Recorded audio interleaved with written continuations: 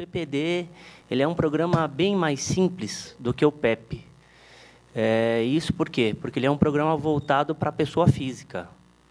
Então, no PPD, a gente não aceita oferta de depósito judicial, crédito acumulado, ressarcimento de ST. O PPD é toma lá da cá. Entra no site, faz a adesão, paga e está resolvido. Não tem muito problema. A legislação é a Lei 15.387 de 2014. Ela vem regulamentada pelo Decreto Estadual 60443 do mesmo ano e Resolução Conjunta SF-PGE 2 de 2014. Bom, e o próximo slide é quais débitos a gente são passíveis de adesão. Então, são todos os débitos inscritos em dívida ativa, exceto ICM e ICMS, por óbvio, já podem fazer adesão pelo PEP, né? Então, é IPVA, os débitos tributários, IPVA, ITCMD, ITBI, o ITCMD doação ou ITBI doação e todas as taxas, inclusive custas judiciárias. E os débitos de natureza não tributária, aí incluído as multas administrativas, são aquelas multas decorrentes de poder de polícia da Secretaria, multa ambiental, multa da Secretaria de Agricultura e Abastecimento, as multas contratuais decorrentes de licitação, as multas penais, reposição de vencimentos, que é salário de funcionário, e as devoluções de qualquer natureza. Então, o PPD ele tem descontos diferenciados. Conforme já falado, para os débitos tributários, a gente tem um desconto na multa, se pago em parcela única, de 75% e 60% nos juros. Se tiver ajuizado, a VH de 5%. Se for parcelado, e aqui cabe ressaltar que é somente em até 24 parcelas, tá? Não é igual ao PEP, que a gente pode parcelar em até 120 parcelas. A gente tem um desconto de 50% na multa e um desconto de 40% nos juros. Aí, respeitado o valor mínimo da parcela do parcelamento, tá? R$ 200 para a pessoa física, R$ 500 para a pessoa jurídica. Para os débitos de natureza não tributária, a gente não tem um desconto sobre o principal e a correção, aliás, como também não tem do tributário. A gente tem um desconto sobre os encargos moratórios. E aí, para a parcela única, é 75%, e para o débito parcelado é de 50%, né? Sempre respeitando o valor mínimo de R$ 200 para a parcela, no caso de pessoa física, e R$ 500 no caso de pessoa jurídica. Como é que é feita essa adesão ao PPD? O contribuinte acessa o site PPD 2014 SP.gov.br. E ele pode se logar de duas formas, ou com a senha dele do Nota Fiscal Paulista, ou, se ele for empresa e tiver senha do Posto Fiscal Eletrônico, com a senha do Posto Fiscal Eletrônico. Prazo de adesão até 29 de agosto de 2014. O débito já vai estar disponível ao contribuinte. Tá? E, como a gente havia falado, somente débito inscrito. Se eu tiver um débito não inscrito, que o contribuinte quer parcelar no PPD, ele vai até a Secretaria de Origem, abre mão dos recursos administrativos e pede para fazer a inscrição desse débito em dívida ativa. A partir do momento que o débito estiver inscrito em dívida ativa, vai estar à disposição do contribuinte para parcelamento. A gente percebeu no PPD que tinham muitas pessoas físicas cujo débito estava em nome do banco. É o caso do leasing. E eles querem parcelar esses débitos, né? Falam, olha, eu quero parcelar, então não seria justo que eu mandasse ele para o banco e falar, ó, se vira aí, querido, se loga lá, pede para o banco aí se logar e você paga. Então, a partir de julho, do início de julho, estamos tentando trazer para o final de junho, vai ser possível, a pessoa faz a autenticação com a senha dela e ela vai buscar o débito que ela quer parcelar, que é o débito que é dela, né? Ou através do Renavan ou através da CDA. E aí vai possibilitar ela pagar um débito que é dela, porém está inscrito em dívida ativa em nome do banco. Tá? Seleção das dívidas. O interessado poderá escolher as dívidas a serem incluídas no parcelamento. A única coisa, para facilitar, a gente dividiu essas dívidas por cliente. Então, o contribuinte vai se logar, ele vai perceber. Ah, eu tenho uma dívida de IPVA. Ele vai verificar lá no combinho, Secretaria da Fazenda. Vai nesse combo, localiza a dívida. Ah, não, a minha dívida é de PROCON, Fundação PROCON.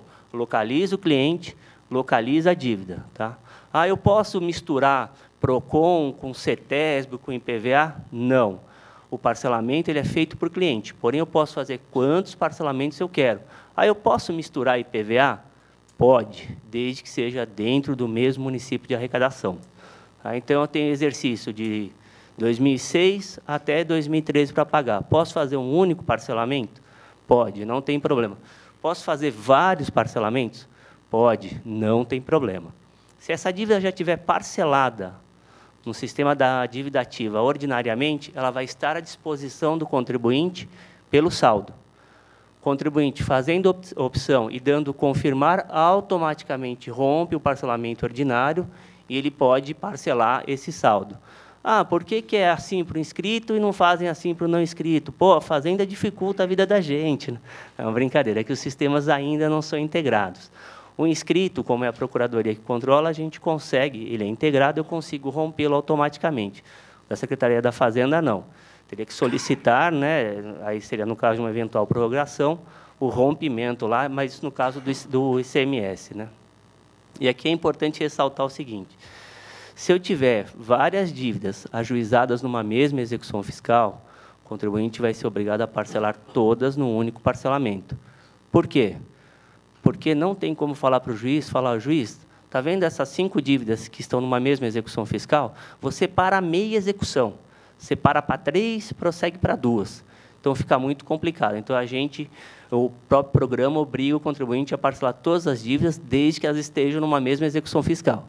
Se elas estiverem ajuizadas em execuções fiscais diferentes, o contribuinte tem a opção de parcelar todas num único parcelamento ou de fazer quantos parcelamentos quiser. Celebração do PPD. O contribuinte entrou, fez a adesão, pagou a primeira parcela está processada, o seu parcelamento está celebrado. Lembrando, primeira parcela não permite atraso. Não adianta, não permite atraso. Se não pagar, o parcelamento vira para não celebrado depois de uns 10 ou 15 dias. E aí vai poder fazer um novo parcelamento se ainda estiver dentro do tempo. Né? Agora, se não tiver... Então, se a gente tiver alguma situação excepcional, no final do parcelamento, aí seria bom rapidamente via Fale Conosco, né, fazer a solicitação. Se der tempo, a gente consegue intervir e voltar para não celebrado, para que o contribuinte possa fazer a adesão. Outra coisa muito importante aqui. Por favor, pelo amor de Deus, recolham somente em GARI. Parece um absurdo, mas o que acontece? Hoje, o Internet Banking, o contribuinte ele entra lá, e alguns bancos, ou até a maioria dos bancos, eles não têm os códigos próprios.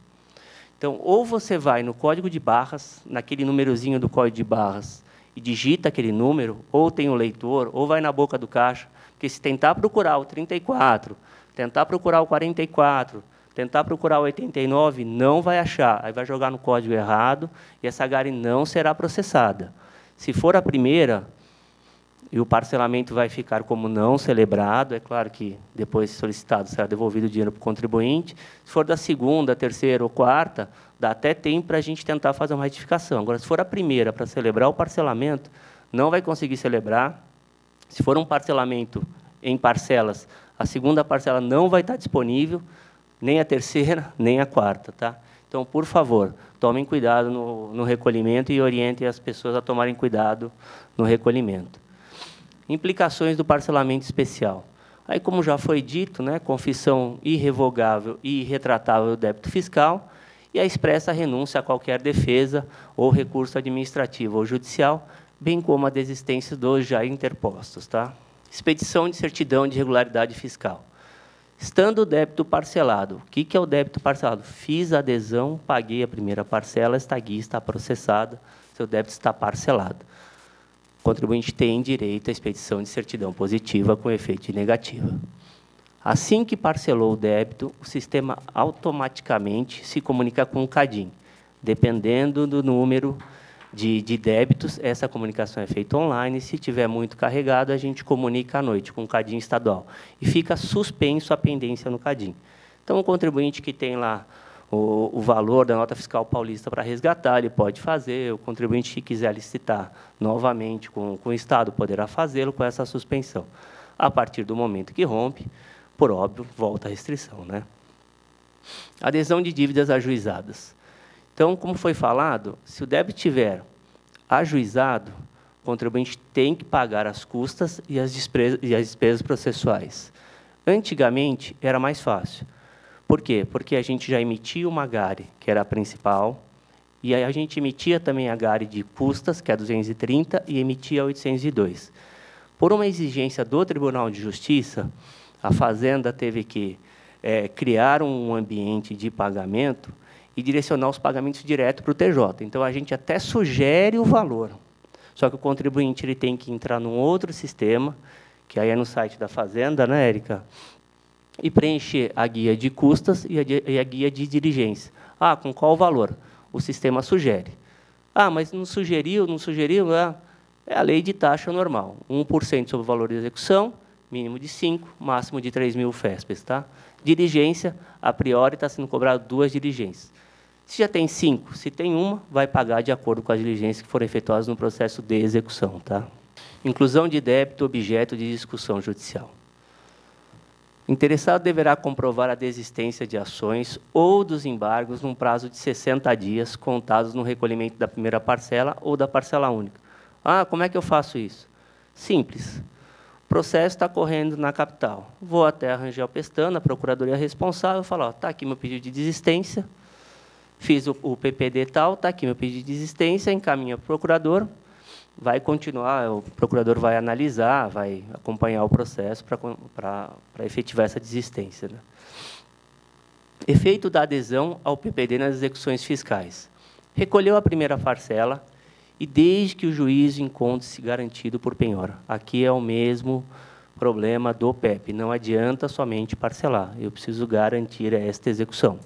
Garantida por penhora, a execução será suspensa até que o parcelamento seja integralmente cumprido, retomando em caso de rompimento. Extinguiu, paguei o meu PPD. A própria Procuradoria fará as petições necessárias para a baixa dessas execuções. Eletrônico, muito mais fácil, físico, ainda a gente tem que peticionar fisicamente. Né? O eletrônico hoje só na capital. Recolhimentos do PPD. As GARIs do PPD deverão ser emitidas pelo sistema, sempre pelo sistema. Ah, está fora do ar, deu algum problema. Não adianta querer emitir fora que não será processado. Tá? A GARI de PPD, ela vai para o banco só com algumas informações. Aí depois a gente manda a maioria das informações para a Secretaria da Fazenda que faz essa conciliação. Então, se tentar preencher, tentar criar uma GARI, tentar fazer uma coisa, não vai dar certo, o pagamento não será vinculado. A partir da segunda parcela, o pagamento pode ocorrer através de débito automático, devendo o interessado preencher a respectiva autorização no próprio site do PPD, levando até a instituição bancária. Caso a instituição bancária não proceda ao débito automático, o interessado deverá efetuar o pagamento da parcela através de GARI emitida pelo sistema. Tá? Geralmente, o banco leva um tempo para processar e para mandar esse arquivo para a Fazenda, para falar que tem uma autorização de débito automático. Então, por favor, acompanhem. Caso não haja o débito automático, peça seja feito a guia e pague na instituição bancária. Atraso do pagamento. Primeira parcela, sem atraso. Demais parcelas poderão sofrer atraso, o acréscimo de 0,1% ao dia sobre o valor da parcela em atraso. Todo dia, não é só dia útil. Hein? Rompimento do PPD. Então, qualquer inobservância das exigências estabelecidas no decreto 60443, falta de pagamento de 4 ou mais parcelas consecutivas, excetuando a primeira, claro. Né? Eu posso deixar 3 parcelas em aberta? Pode. Posso deixar um dente? Pode, não tem problema. Posso deixar 2 parcelas em aberto?